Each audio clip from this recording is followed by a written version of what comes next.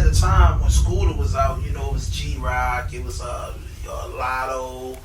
It was like a whole different, you know what I'm saying? Moose, I can honestly say, if I could, I might say Moose, you know, he survived every era of this shit, because Moose was out there too. Yeah, he was out. You know what I'm saying? They was like, you know, G-Rock, Moose. Them niggas was going neck and neck. It was like a West and East Baltimore thing. Exactly. From a young nigga looking at them, it was like an East to West thing, like, shit. And that's another thing. It's like, shit, I'm from over West, you feel me? Like, shit, Scooter, you feel me? Then it's like, all the niggas over East, no matter where they from, is like, Moose, you feel me? I'm going for waiting for you, be a Bel Air Road. Like, long as if it's a conversation about Scooter or Moose, if you from over East, you go for Moose, you feel me? If you over West, you rock it with, like, and that nigga had everybody.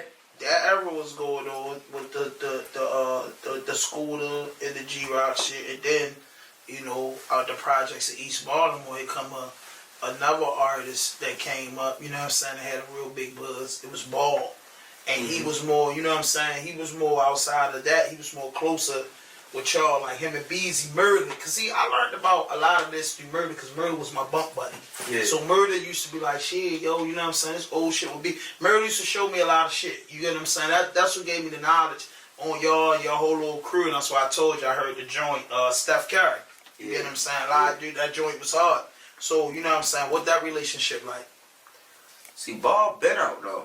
No, I know he been out. That's why I say Ball was out with the G-Rock, the Scooter, the Moose, But so you schooling me for real? Because to me, like, I didn't consider Scooter part of Ball and G-Rock. I think I consider them like a whole, like, that's two that different under eras. 2015.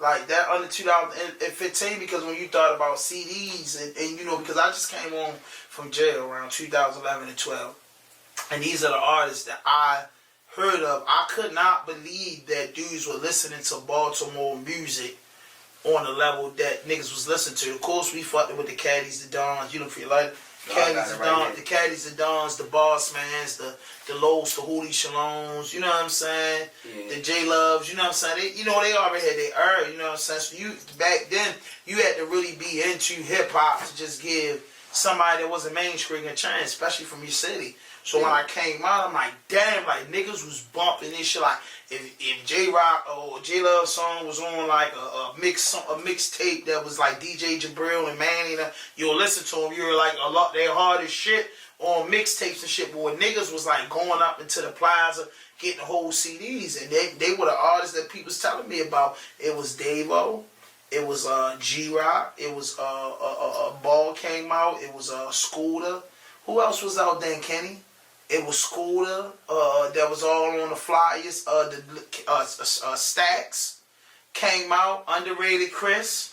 Yeah. You know what I mean? That's that barrel of music when I first came home that niggas was listening to. You get what I'm saying? And then through that storm, the Text came out, the Skoda was birthed in a project. Tech been out too? Tech been out since 11, 12. Young Nigga Chronicles. Yes, I remember I was watching Tech videos back when I was a young nigga, and he was done up New York, had a little run up New York or something. Yeah. He had like a couple videos he shot up New York, but I'm like, shit, that was when he was like kind of getting out. That was Getaway video he did. You know what I mean? Yeah, he was in the projects up New York. Exactly. He was in the projects up New York. Tell that Tech got well over 10 years. He was in that era, but he wasn't buzzing like those names. You know, it's Baltimore, so we can't think about nowhere else. So I'm naming the A-list celebrities in the city at the time. When you see an artist coming in, you know these artists was opening up. Yeah. You get what I'm saying? So, you know what I mean? Your relationship with that, you know what I mean? You was through that era, you know, that cutthroat money era, you know, through all that junk.